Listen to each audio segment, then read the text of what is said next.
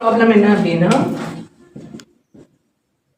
இந்த ப்ராப்ளத்தில் என்ன கொடுத்துருக்காங்க அப்படின்னா, O center of the circle such that OA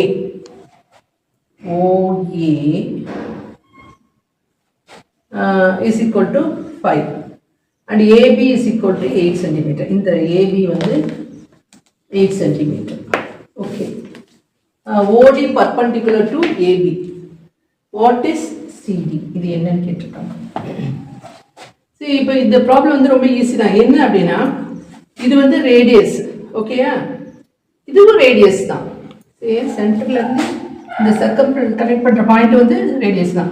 அப்ப OA is equal to OD is equal to 5 since it is radius. Okay, அடுத்தது என்ன கொடுத்துருக்காங்க? AB is equal to 8 cm கொடுத்துருக்காங்க. எப்பவுமே இந்த பர்பெண்டிகுலர் bisects AB இல்லையா? அப்ப AC is equal to CB is equal to 4. AC is equal to CB is equal to 4. சரியா? இப்ப என்ன கேட்டிருக்காங்க? இது கேட்டிருக்காங்க. நமக்கு தான் இந்த லென்த் தெரியும் இல்லையா? இந்த லென்த் தெரியும். அப்ப இந்த லென்த்ல இதை மைனஸ் பண்ணிட்டோம்னா இது கிடைக்கும். இந்த அதாவது ஃபுல் இதில் இந்த பர்பெண்டிகுலர் பைசெக்டர் இருக்கு இல்லையா, OC, அது சப்ட்ராக்ட் பண்ண, அதாவது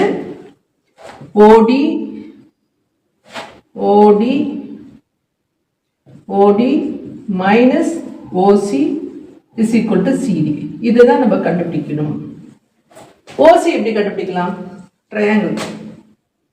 ட்ரையாங்கிள் AOCல AO square is equal to AC square plus OC square. Pythagoras theorem. Okay, அப்போ OC is equal to, இது வந்து 4 கண்டுபிடிச்சிட்டோமா? அப்போ 5 ஸ்கொயர், இது வந்து 4 square plus OC square. So இதுல இருந்து என்ன தெரியுது? OC square is equal to 5 square minus 4 square is equal to 25 minus 16 is equal to 9. Therefore OC is equal to 3.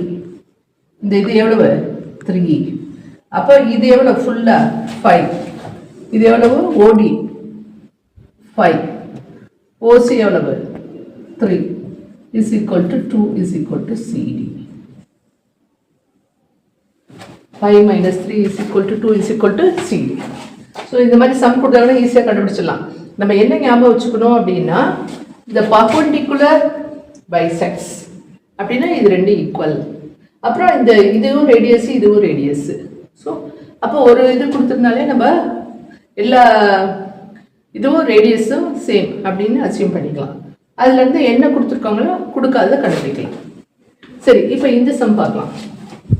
இந்த ப்ராப்ளம் என்ன கொடுத்துருக்காங்க அப்படின்னா, say I have drawn the diagram.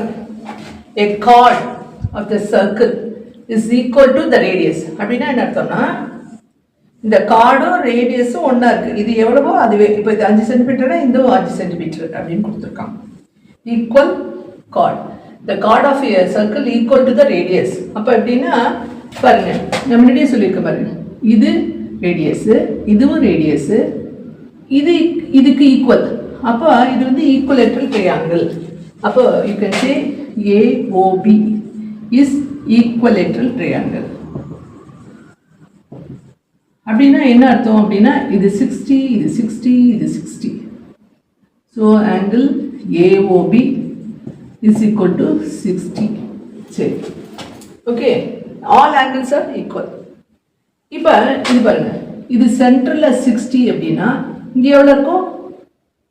பாதி தானே இருக்கும். ADB is equal to 30. ADB is equal to 30. ஏன்னா அதில் பாதி தான் இருக்கும். சரி, இப்போ என்ன கேட்டிருக்காங்க?